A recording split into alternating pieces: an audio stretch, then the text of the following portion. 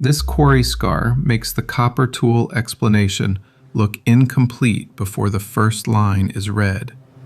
The official answer gives the ancient workers dolerite pounders, copper chisels, wooden mallets, sand abrasive, and time. Yet the trench beside the unfinished obelisk does not look like random impact. It looks guided. That is the forbidden clue. On temple-style process carvings, the same strange logic appears again.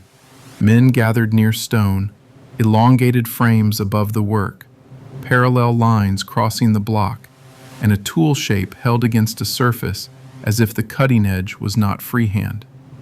Standard Egyptology treats these scenes as ritual labor, symbolic craft, or simple quarry work. But if the wall is read as a technical record, the obelisk shaft was not merely hammered from bedrock. It was cut inside a guided system. The first clue is not the machine itself. The first clue is the place where the old story starts to strain. The ordinary explanation sounds complete when it is kept at a distance.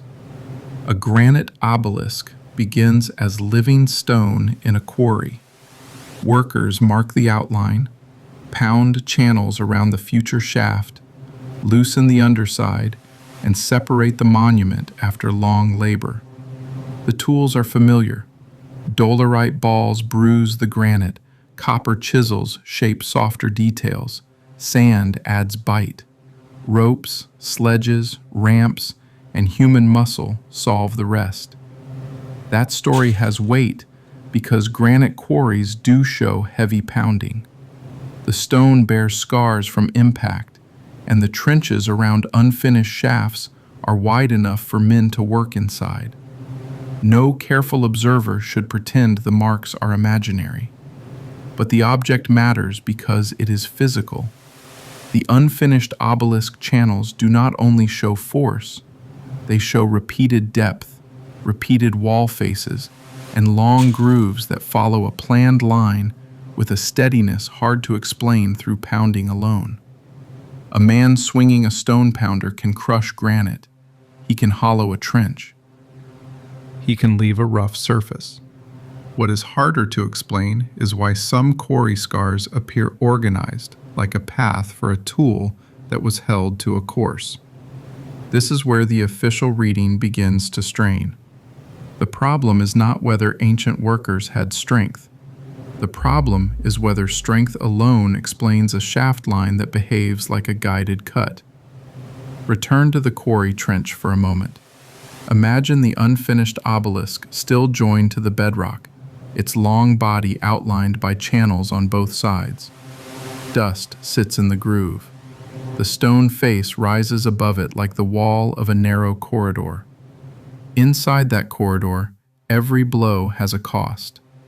A worker cannot swing freely everywhere. The deeper the trench becomes, the more confined the movement becomes, and the more difficult it is to keep the bottom consistent. Yet the channel continues. The conventional explanation says that persistence solved the geometry. Enough men, enough days, enough pounding, and the trench becomes deep enough to isolate the shaft. The anomaly is that the trench also acts like a guideway. Its sides are not only waste cuts, they are boundaries. That distinction changes the reading. A boundary can contain a process. A narrow channel can guide a blade, a sled, a frame, or a weighted cutting head. The quarry mark then stops being only damage and becomes part of the machine. The temple-style imagery adds pressure to the same point. In process scenes, workers are often shown near heavy stone, as if their role is organized around a central apparatus.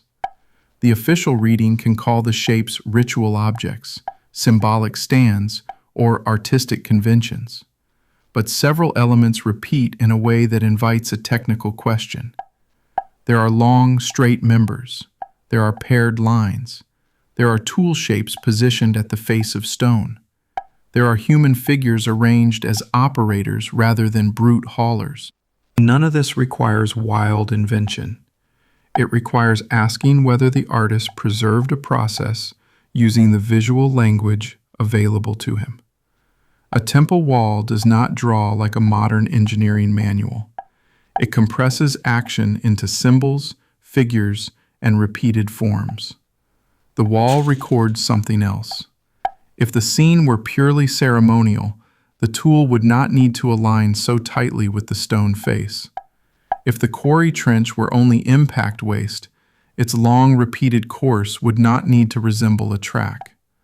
But when the trench and the carved process are placed beside each other, a hidden technical reading begins to form. The device itself comes later. First, the ordinary tools have to be tested against the marks they are supposed to explain. Granite resists casual cutting. Copper is softer than the stone. Sand abrasive can grind, but grinding a long obelisk trench with loose sand requires control, pressure, and repeated motion. Without a guide, the cut wanders. Without stable pressure, the surface changes. Without a frame, the operator must fight the stone with every stroke. That is why the old explanation often shifts from tools to time. When the mark looks too clean, time is added. When the channel looks too persistent, more labor is added. When the shaft seems too controlled, skill is added. Time can explain quantity. It cannot automatically explain guidance. The hidden reading begins with the trench as a rail. The quarry workers could have opened the first line by pounding, creating a rough groove beside the future obelisk. Once that groove existed, it could hold a frame low against the stone, preventing the cutting head from drifting away from the intended shaft. The groove becomes the first machine part. A guided cutter does not need to look like a modern sawmill. It needs a fixed path, a cutting surface, weight, and motion. A stone or metal edge charged with abrasive could move along the trench. A wooden frame could hold it square. Ropes could pull the frame forward and back. Counterweights, or human pressure, could keep the cutting edge biting into the granite. The temple carving appears to preserve this logic in compressed form. The men are not scattered around the block. They are placed around an elongated object. The lines do not behave like decoration alone. They point toward an organized transfer of force. This is the moment a careful viewer notices the trap in the textbook version. The textbooks often separate the evidence into harmless pieces. Quarry scars belong to labor. Process imagery belongs to ritual. Tool marks belong to craft. Each category is made ordinary by being isolated. But the carved record does not stop there. When the categories are brought back together, the quarry trench becomes a track, the temple frame becomes a machine diagram, and the workers become operators of a system. The obelisk shaft is no longer a block slowly beaten out of bedrock by direct impact alone. It becomes the product of staged cutting. Open the guide trench, seat the cutter, feed abrasive, apply pressure, pull the frame, deepen the channel, and repeat. This is not magic. It is mechanical discipline. The strongest clue is the relationship between pressure and direction. A hand tool delivers force at the point of impact, but a guided tool stores direction in the frame.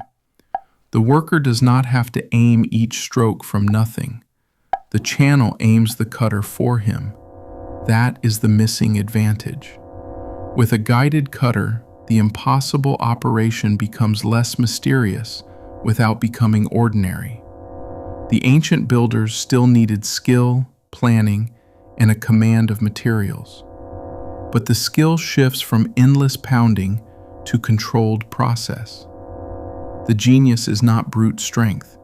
It is the decision to make the quarry itself hold the machine steady. Think of the obelisk trench as a stone corridor built for motion. The side walls keep the frame from sliding away. The bottom collects abrasive. The long face of the future shaft becomes the reference surface. Every pass of the cutter follows the last pass, and the trench deepens along the same disciplined path. The official reading can allow tools, it can allow labor, it can allow planning. What it resists is the idea that a carved process scene and a quarry scar together may preserve a mechanical method. If that reading is even partly correct, the timeline changes. Not because Egypt suddenly becomes less Egyptian, not because the ancient workers become incapable without outside rescue. The opposite is more unsettling. It means the builders may have possessed a workshop intelligence that later history reduced into simple tools and royal command. The stone remembers that intelligence. A finished obelisk can make the cutting problem invisible. Once polished, raised, and inscribed, it becomes a monument of religion and kingship. The quarry disappears from the viewer's mind. The brutal trench, the frame marks, the unfinished shaft, and the dust-filled channels are left behind as background. But the unfinished shaft keeps the secret exposed. It freezes the process before the official story can turn it into a finished symbol. The obelisk remains attached to bedrock, and the scars around it still ask how a straight, monumental form was being released from stone this hard. The temple imagery answers with a second witness. It shows process, not finished glory. It shows men around a controlled object. It shows the possibility that cutting was formal enough to be recorded, repeated, and remembered. This is where institutional omission matters. The official explanation does not have to be a personal attack on anyone. It only has to be too small for the evidence. When the wall is called ritual and the trench is called pounding, the system between them vanishes. The missing device becomes invisible by classification. A guided quarry cutter would explain why the channel could remain disciplined over length. It would explain why the work required teams instead of isolated craftsmen. It would explain why a process image might show lines, frames, and figures arranged around a stone face rather than simple men striking rock. It also explains why the clue is easy to miss. The cutter would have been mostly perishable. Wood rots, rope decays, abrasive scatters. A removable cutting head can be taken away. What remains is the negative space of the machine, the trench, the aligned scars, the repeated path, and the carved memory of a frame. The machine disappears, the track survives. That is why the payoff sits in the final third of the evidence, not at the first glance. A viewer can stare at the quarry scar and see only damage. A student can stare at the temple scene and see only ceremony. But when the two records are read together, the guided cutter becomes the simplest mechanical bridge between them. Here is the clearest interpretation. The obelisk shaft was first outlined by shallow guide channels. Those channels were widened and deepened enough to seat a long wooden carriage. Inside that carriage sat a cutting head, likely stone, copper, or composite material charged with quartz sand and harder abrasive. Ropes pulled the carriage along the trench while workers controlled pressure from above or from the side. The cutter did not slice granite like a modern steel blade. It ground it under guided force. That difference matters. A guided grinder can cut stone by repetition, pressure, and abrasive action. The frame keeps the edge aligned. The trench keeps the frame aligned. The workers supply motion. The abrasive supplies bite. In this reading, the temple-style process image is not a portrait of one exact machine drawn in modern perspective. It is a sacred, technical compression of the system. Human operators, elongated frame, stone face, guiding lines, and the controlled act of separation. The carving reveals the principle, while the quarry preserves the physical wound. The guided cutter they used was not a single mysterious object standing alone. It was a system made from trench, frame, abrasive, weight, rope, and repeated motion. The quarry was part of the device. That is the forbidden mechanism. It also explains the strange double nature of the evidence. The official story can point to pounding marks and say the case is closed. The alternative reading can point to the same marks and say the case has only opened. The difference is whether the trench is treated as waste or as guidance. Return to the first scar. The long channel beside the unfinished obelisk no longer looks like an accident of exhaustion. It looks like a prepared path. The walls of the trench no longer seem like leftover damage. They look like the rails of a machine that was removed before the monument was ever freed. And the carving no longer sits safely in the category of symbol. It becomes a record of process, encoded in the artistic language of a temple wall. There is still uncertainty.